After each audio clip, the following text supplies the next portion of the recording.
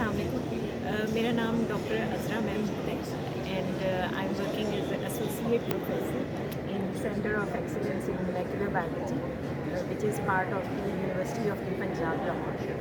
And I have been nominated by my university to represent at this event in Global Sustainable Development Congress 2024. And it has been a very wonderful experience. And our center is conducting research in the areas of molecular biology, in agriculture and health research areas.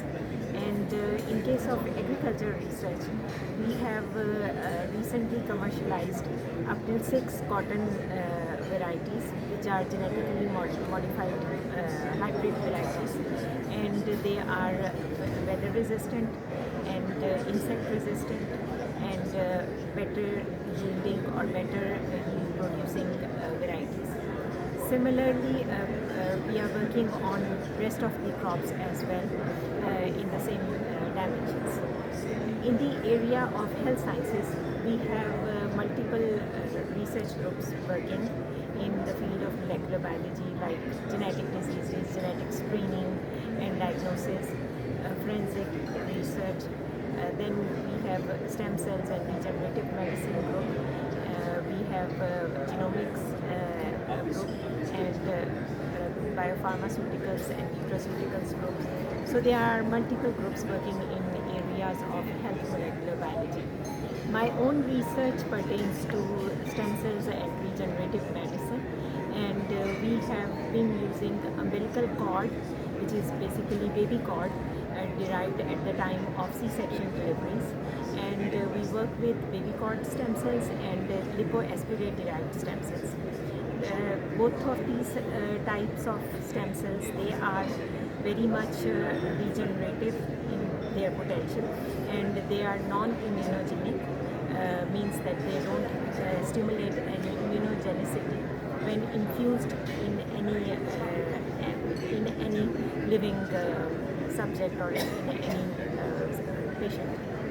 So they have wonderful regenerative capability, and stem cells have the added advantage over conventionally used medical therapies because stem cells can regenerate the scarred or dead tissues, which is impossible to do with the conventionally available pharmaceuticals used in hospitals.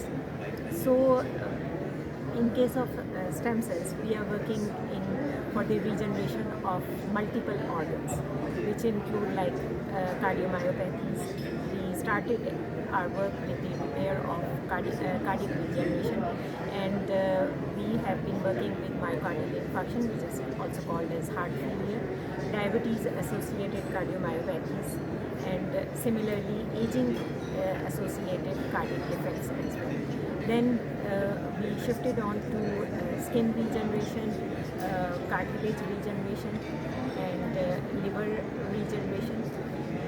Similarly, we have been working with diabetes or pancreas regeneration, spine regeneration, and in all these areas or in all these organs, we have been using different preclinical animal models for exploitation of the regenerative potential of the stem cells, and different animal models being used in this perspective are models of cardiomyopathies models, liver fibrosis, liver cirrhosis models, and diabetes models, osteoarthritis models, spine injury paralysis models.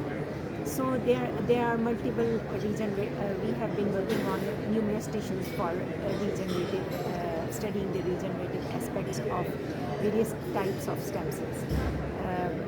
And in case of ocular regeneration and skin regeneration, similarly with the cartilage regeneration as well, for all these aspects we have moved on to the clinical trials as well.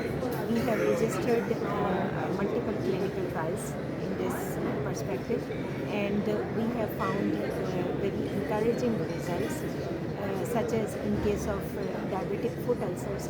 For skin regeneration, we have two ongoing clinical trials in which we are using lipoaspirate autologous stem cells.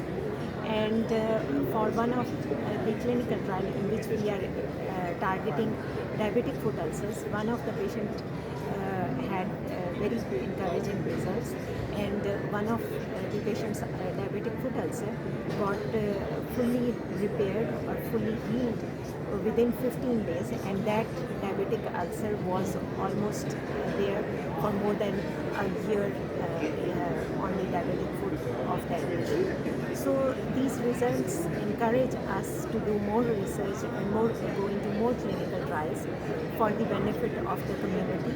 And we are here at this Congress to collaborate with more and more people from around the world, and I'm grateful to HEC for providing us this platform, and to my university and my research center as well for participating here, and because this has provided me and indirectly our university and research center for collaborating with many more institutes worldwide. So I hope that such events will continue.